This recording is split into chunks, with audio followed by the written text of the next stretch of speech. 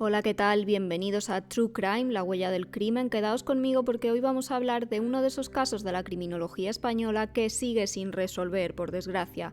Me estoy refiriendo a un asesinato que se cometió a sangre fría y que ha tenido durante años en jaque a la Guardia Civil. Pese a que hubo alguien en el punto de mira, jamás se pudo demostrar su implicación en este crimen. La víctima de la que os hablo era Sheila Barrero y ya han pasado 2 décadas desde que alguien decidiera acabar con su vida y a la vez la de su familia, pues lleva años clamando justicia. Nadie les va a devolver a su hija, pero no pueden parar de pensar que en algún lugar del mundo quien acabara con la vida de la chica sigue disfrutando de la libertad mientras ellos llevan 20 años sufriendo un auténtico calvario. Nuestra historia comienza el 25 de enero de 2004.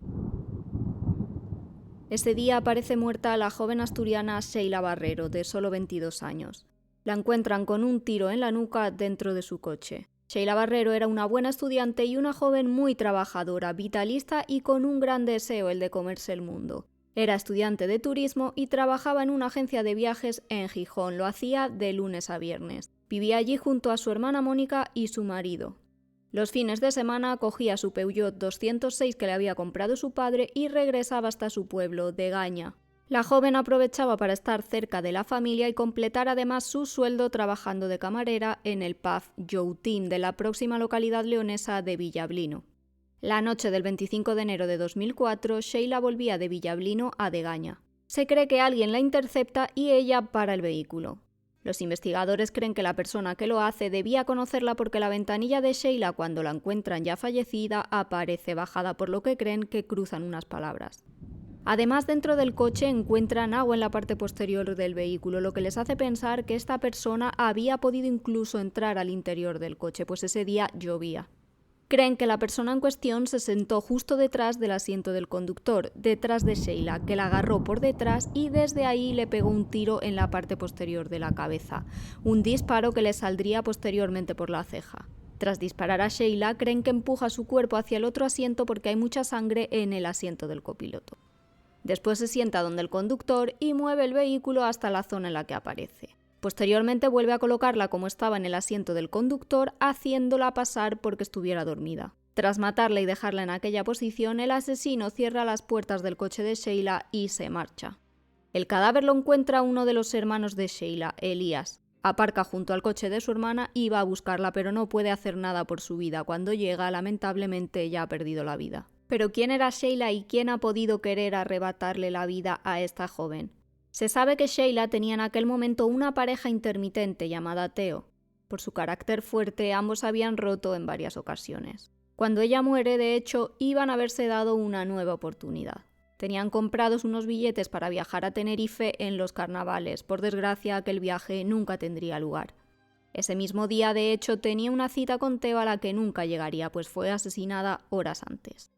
En el pub en el que trabajaba Sheila, sin embargo, aseguran que en esos momentos no tenía ninguna pareja, pero sí que había tenido relaciones esporádicas con un chico llamado Borja. Nada tiene que ver con el Teo que os he nombrado anteriormente.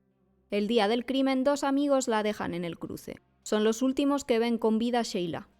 A partir de ahí, los investigadores creen que debió encontrarse con alguien conocido con quien habría mantenido una conversación. Se cree también que esta persona se subió al Peugeot de la chica y que le descerrajó un tiro desde la parte de atrás del coche. Tras matarla, como os he contado, cambió el cuerpo para poder mover el vehículo. Finalmente volvió a dejarla en el mismo lugar en el que la había disparado, en el asiento del conductor.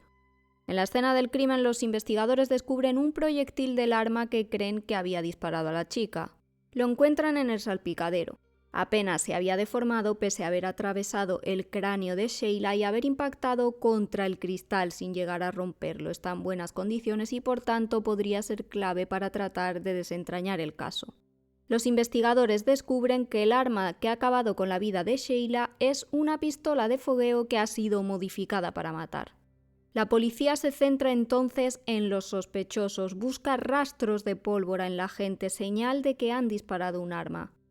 De las 6 personas investigadas que tuvo en su día la policía, solo uno dio positivo. Estamos hablando de Borja, el chico con el que había tenido una relación esporádica, no Teo, con el que os recuerdo había comprado unos billetes para viajar al carnaval. En el coche también encontraron un periódico, un paraguas, una huella dactilar, una bufanda y fibras en esta última. Las fibras que se encontraron en esa bufanda parecían coincidir con una chaqueta que tenía Borja. Mientras tanto, someten a Sheila a la pertinente autopsia para determinar las causas de su fallecimiento y la misma dice que murió a causa del disparo, que entró por la parte posterior de la cabeza y salió por una ceja. No tenía lamentablemente ADN en las uñas, por lo que no se defendió o no pudo. Todas las evidencias apuntan a Borja, pero no es suficiente para detenerle. Los investigadores necesitan un motivo para poder llevarlo entre rejas. Borja no fue al entierro de Sheila y posteriormente explicó que lo hizo para evitar que la familia pudiera hacerle algo. La policía tiene que investigar dónde estaba Borja la noche del crimen. A la hora de los hechos, según los padres de Borja, este dormía en Villaguer. La policía revisa entonces esa coartada y de los otros sospechosos. Los amigos que dejaron a Sheila en un cruce son investigados también. Dicen que ambos fueron directos a casa, pero se plantea una pregunta. ¿Pudo uno de ellos volver a reencontrarse con Sheila tras dejar al otro en casa? Por la distancia creen que podría haber sido posible. Sin embargo, un mensaje salva al amigo de Sheila. Uno de los amigos que dejó a la chica en el cruce le escribe desde casa y le dice que le mande un mensaje cuando llegue para saber que está bien. Los investigadores comprobaron que las antenas lo ubicaban lejos de la escena del crimen. Teo, su novio, por otra parte, dijo estar en su casa el día del crimen y además tenía coartada. Su hermano estuvo con él en todo momento. Tras el crimen, algunos señalaron a Teo como el asesino de Sheila. En una entrevista a equipo de investigación de La Sexta, este hombre contó que ese día había quedado con la chica. De hecho, se estaba vistiendo para acudir a la cita cuando una amiga de ella le contó que la habían matado. Él se sorprendió muchísimo, llamó a su casa y llegó incluso al lugar del crimen porque no se creía lo que esta chica le estaba contando.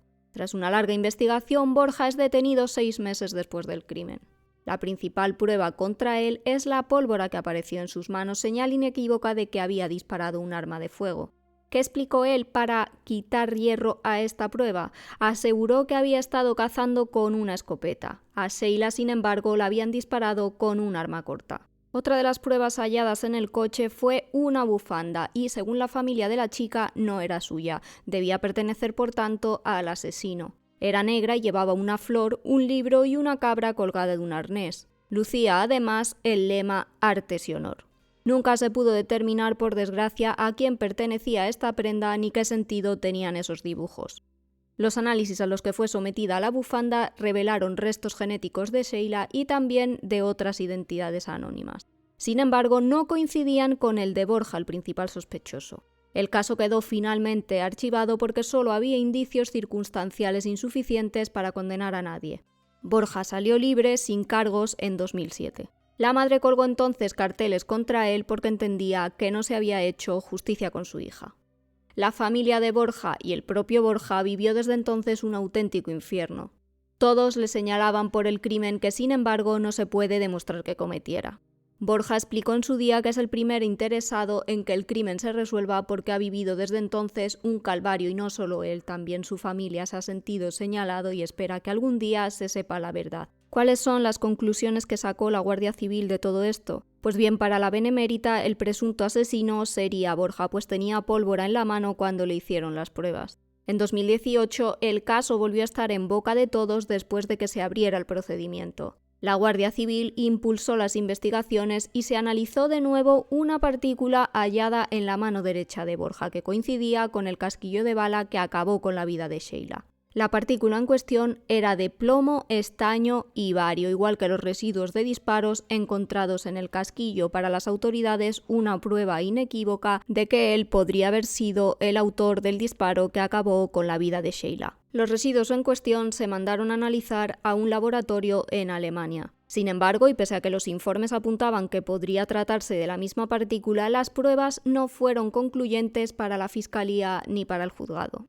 En 2020, la Audiencia de Asturias cerró el caso porque, según la jueza instructora, solo había sospechas insuficientes para condenar a Borja. Sobre la presencia de pólvora en las manos y en la chaqueta, el tribunal cree que podría tratarse de una transferencia o bien simplemente que la chaqueta hubiera sido contaminada cuando Borja se la entregó a la policía. Sostiene que si hubiera disparado, el número de partículas hallados sería mayor. El auto advertía de varios errores de identificación de posibles pruebas y falta de toma de otras o de declaraciones que no se habrían llevado a cabo en las primeras horas tras la aparición del cadáver, algo que hizo que la motivación del crimen y el autor del mismo siga siendo una incógnita 20 años después de los hechos. ¿Pero quién se escondería detrás de este horrible crimen? Pues bien, según el criminólogo Vicente Garrido, el que cometió este asesinato conocía a la perfección la zona. Considera que su asesino la mató o bien por venganza o bien porque temía algo. Este experto hace el siguiente perfil sobre el posible asesino. Era un joven de alrededor de unos 20 años en el momento en el que cometió ese crimen, una persona posiblemente del entorno de Sheila con baja autoestima. Acostumbraba a refugiarse en la familia, era poco inteligente, inmaduro y con un trabajo poco cualificado. 20 años han pasado ya del crimen de Sheila Barrero y eso quiere decir que ha prescrito.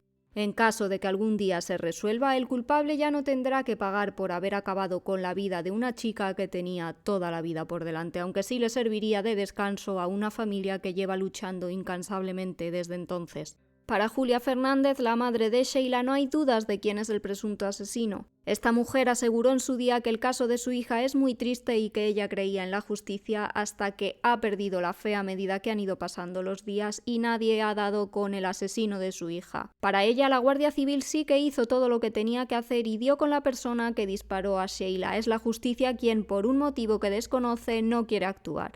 Un triste caso que 2 décadas después sigue llenando de rabia, indignación e impotencia a los que conocían a Sheila, la verdadera víctima de toda esta historia.